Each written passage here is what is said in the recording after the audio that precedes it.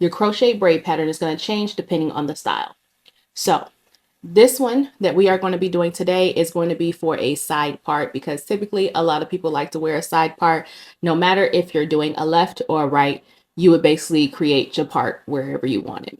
Once you've done that, when you're dealing with someone that has thin hair, you want to make sure that you are making their edges swooped in some sort, or you want to make sure you are pushing them back in some sort. And remember when we talked about not doing a box braid or something like that, if you are going to be working with someone with thin hair, you don't want to do that because those are typically a lot heavier in weight. That's going to create a lot of tension, and people that have thin hair typically have very, very thin edges. So you don't want to put any straight backs on people that are thinner.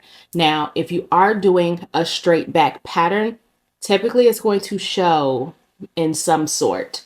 So that is why we are doing kind of going from the part and going this way.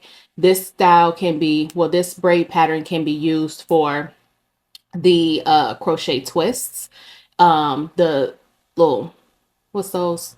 The Yankee twists that are out right now.